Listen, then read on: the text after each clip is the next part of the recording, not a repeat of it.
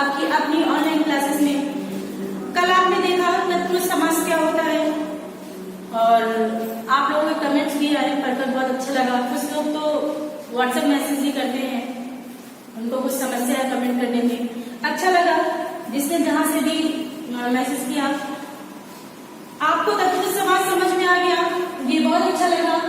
और ये हमारा आपसे वादा है कि पूरा कॉन्सेप्ट जो मैंने पढ़ाया उसको पढ़ने के बाद आप कोई भी बुक उठाइए, आप कोई भी प्रैक्टिस सेट उठाइए, उससे आप क्वेश्चन सॉल्व करिए। अगर इन 4 नियम जो मैंने आपको पढ़ाया, इन 4 नियम से बाहर कोई आपको बाहर नियम मिलता है तो आप हमें तुरंत बताइए। तो आपको खुद ही समझ में आ गया होगा पढ़कर।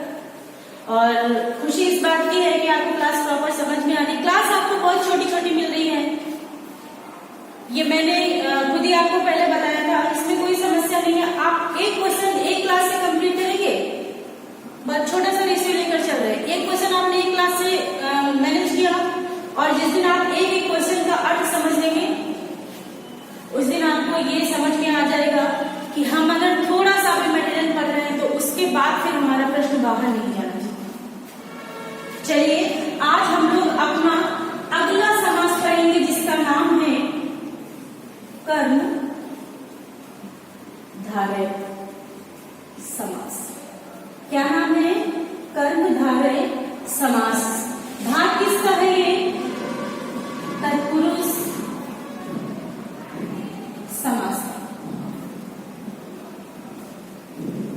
अब एक चीज और समझिए, मैंने अपनी प्रत्येक क्लास में बताया हुआ है कि तत्पुरुष के ही 2 बेटे हैं। तत्पुरुष के ही 2 बेटे हैं, एक तो है आपका कर्मधारय, ठीक है, दूसरा है आपका विधि। एक पिता के 2 बेटे, एक का नाम कर्मधारय और दूसरे का नाम द्विगु समास है। तो आप ये समझिए कि पिताजी तो पुराने समय के हैं, पिताजी तो पुराने समय के हैं, लेकिन अगर देखा जाए तो बच्चों में कुछ ना कुछ गुण अपने माँ बाप के होते हैं ना। तो कुछ गुण तो तत्पुरुष समास से कर्मधारय ने ले लिया और कुछ गुण द्विगु ने ले लिया। लेकिन चूंकि समय परिवर्तित हुआ है, समय बदल चुका है, इसलिए इनमें कुछ गुण अपने पास से भी आ गए। तो उन दोनों गुणों को हमें पढ़ना है और दोनों से देखना है कि हमारे प्रश्न कैसे बनेंगे। तो ये चीज आपको समझ के रखनी है कि इनका जो एक मुख्य गुण होगा वो कर्मधारय में आएगा, तत्पुरुष का मुख्य गुण एक द्विगु समास में आएगा, लेकिन समय परिवर्तन के साथ साथ इनमें कुछ अपने गुण भी विद्यमान है। तो हम लोग देखेंगे कि कर्मधारय समास में ऐसे क्या गुण हैं जो तत्पुरुष के हैं और अपने उनके अलग क्या है।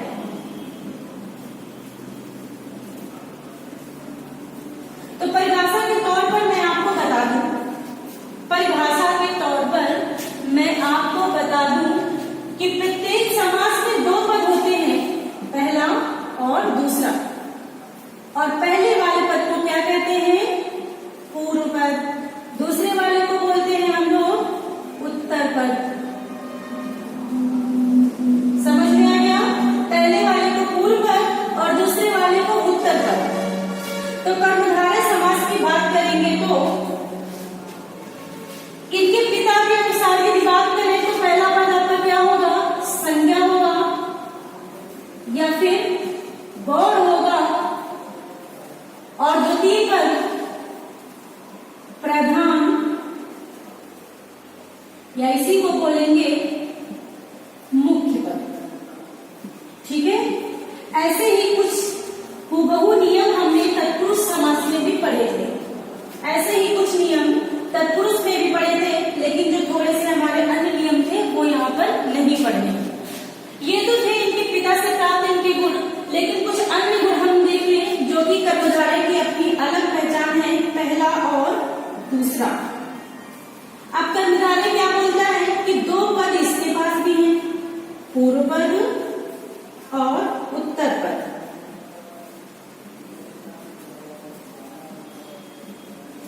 तो पहला पद इनका विशेषण होता है, पहला पद विशेषण होता है, और जब एक पद विशेषण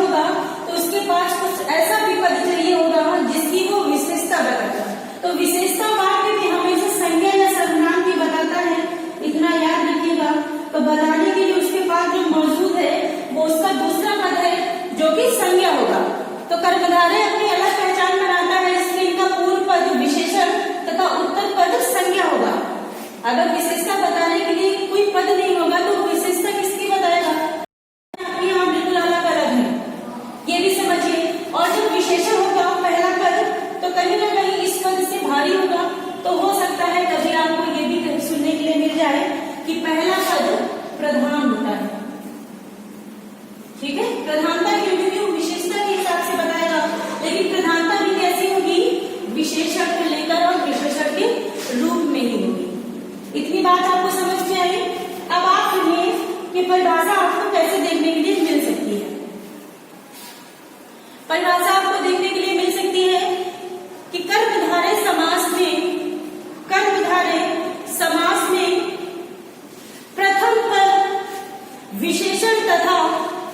प्रथम पद विशेषण तथा द्वितीय पद प्रधान होता है। प्रथम पद विशेषण तथा द्वितीय पद प्रधान होता है। अब देखिए, एक इन्होंने विशेषण ले लिया और दूसरे वाले पद का इन्होंने प्रधान ले लिया। तो ये चीज आपको यहाँ पे समझनी है। जब कभी किसी पुस्तक में आप पढ़ेंगे तो एक चीज आपके सामने और समझ निकल कर आएगी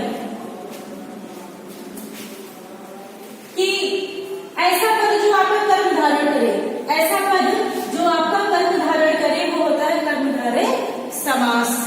आप समझ गए, प्रथम पद विशेषण तथा द्वितीय पद प्रधान होता है।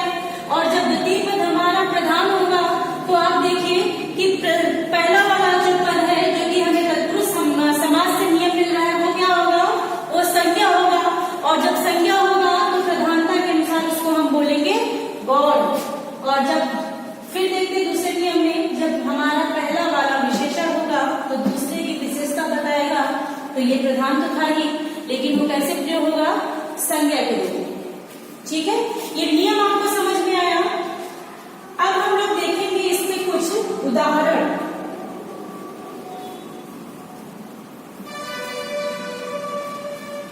हाँ, एक और नियम देखिए। कर्मधारय समास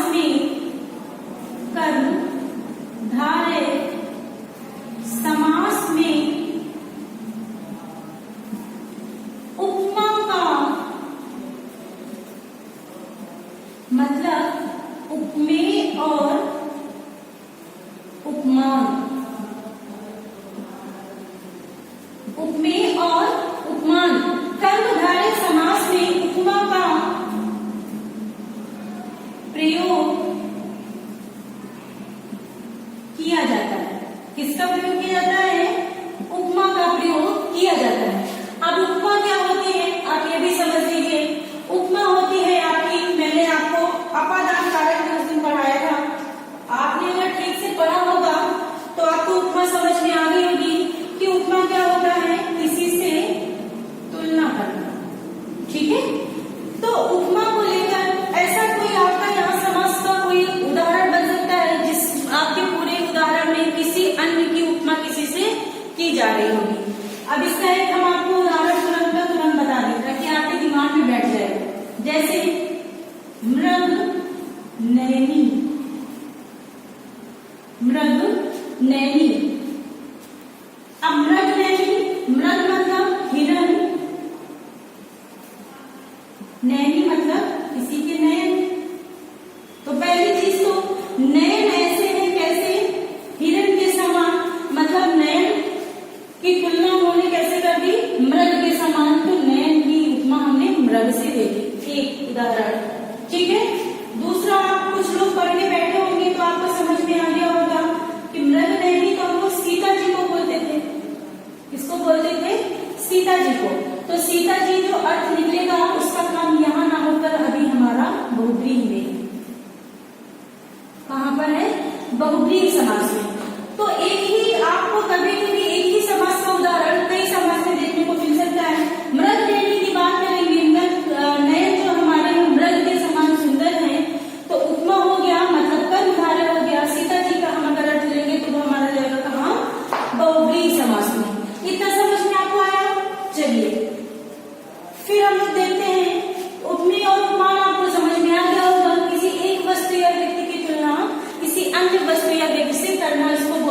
उपमेय और उपमान। अब उदाहरण में आपने देखा मृग नैनी, क्या देखा? मृग नैनी। फिर हमने देखा नील कमल,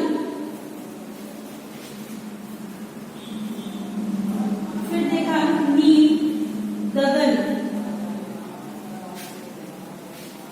फिर हमने देखा पीतांबर,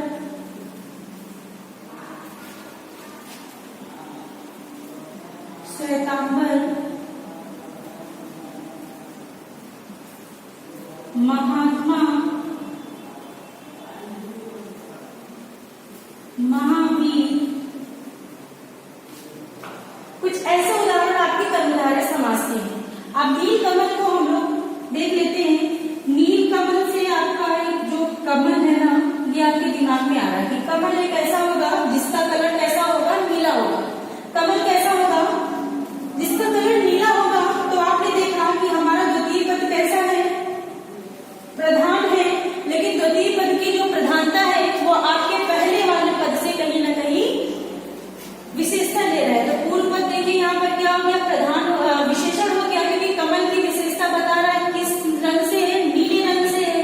लेकिन नीला क्या है? कमल है, तो कमल हमारा प्रधान हो गया। ये समझ में आपको आया?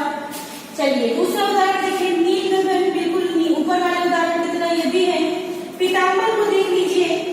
दूसरी चीज ये भी है कि अगर आप किसी भी नौकरी की तैयारी कर रहे हैं तो आप में आपकी इतनी अपनी समझ होनी चाहिए कि नियम को देखते हुए उदाहरण आपको समझ में आ जाए, है ना? नियम को देखते हुए उदाहरण आपको समझ में आ जाए, क्योंकि भैया पेपर आपको अपना करना है, वही कोई अन्य आपका पेपर नहीं करेगा। तो जैसे कि हमारा नील कमल है, वैसे ही आपका नील गगन भी है। पीतांबर की बात करें तो पहले हमें इसका संविच्छेद करना है। इधर हमने लिखा पीत और इधर लिखा हमने अंबर। अंबर का अर्थ होता है आकाश और अंबर का अर्थ होता है कपड़ा। और अंबर एक ऐसा शब्द है जो कि अनेकार्थी इसके अनेक अर्थ है। तो आकाश का यहाँ अपना भी कोई अर्थ नहीं है, क्योंकि हमने देखा कि पीत आकाश, जो पीला आकाश होता है, उसका अपना कोई अपने आप में सच नहीं है ना। तो पीला कैसा है? कपड़ा पीला है। हमारे पास बहुत सारा कपड़ा है, उसका रंग कैसा है? पीला है। तो कपड़े की विशेषता यहाँ पर बता दी, किस कलर से? पीले कलर से। ठीक है, तो ये हो गया आपका कर्मधारय समास। लेकिन कुछ लोगों के मन में आ रहा होगा कि पीतांबर आपका कहीं और भी देखने को मिलता है, तो देख लीजिए कि आपका बहुब्रीहि समास का भी उदाहरण है ना। लेकिन इनकी बात हम बहुब्रीहि समास में करेंगे, और कुछ ऐसे आपके प्रश्न बनेंगे जो आपके दो समास में आने हैं। तो जब समास का चैप्टर आपका खत्म हो जाएगा तो उन सबको हम एक एक करके आपको बता देंगे। चलिए फिर देखते हैं श्वेतांबर। सेम पीतांबर की तरह ये भी है, श्वेत है जो अंबर, श्वेत है जो अंबर अर्थात पीतांबर। ठीक है, महात्मा की बात करते हैं तो अब इसका संधि विच्छेद करिए। तो महान है जो आत्मा, मतलब महान धन आत्मा, इसी को बोलते हैं महात्मा।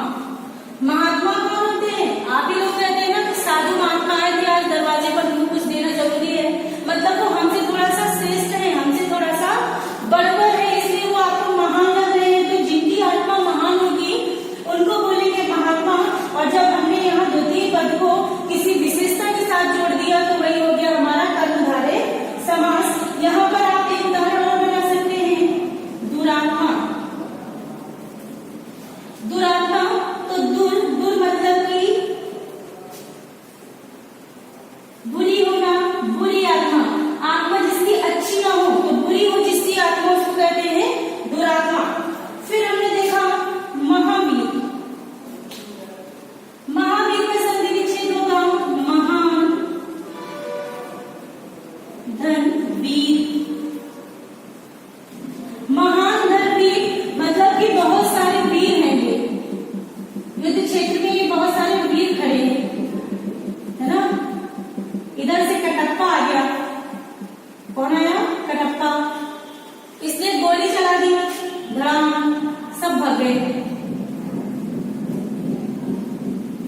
और सिर्फ एक खड़ा रह गया, तो ये जो मनुष्य खड़ा है इसको हम क्या बोलेंगे? महावीर बोलेंगे। तो बहुत सारे वीर में जो एक सबसे अलग था उसकी विशेषता है वीर होना। वीर तो बहुत सारे थे लेकिन ये थोड़ा सा ज्यादा वीर है, मतलब महान है, महान वीर है, इसलिए हमने इसको बोला महावीर। तो उम्मीद है कि आपको ये सारे उदाहरण समझ में आ गए होंगे, और इनमें से या कोई अन्य उदाहरण यदि आपको समझ में नहीं आता है तो आप हमें प्लीज कमेंट जरूर करिएगा। हम आपसे हर एक वीडियो में कहते हैं कि आपको अगर वीडियो में कोई भी समस्या आ रही है तो आप उसको पूछिए, एक बार नहीं 4 बार पूछिए। आपने जैसे वीडियो को देखा, आपको समझ में नहीं आ रहा है, तुरंत कमेंट कर दीजिए। अगली क्लास जब आपकी होगी और हमने आपके कमेंट देखे तो क्लास से पहले हमने फटाफट आपको ये वाले उदाहरण समझा दिए, तो इससे आपका पिछला भी नहीं छूटेगा और अगली क्लास भी आपकी होगी। तो ये उदाहरण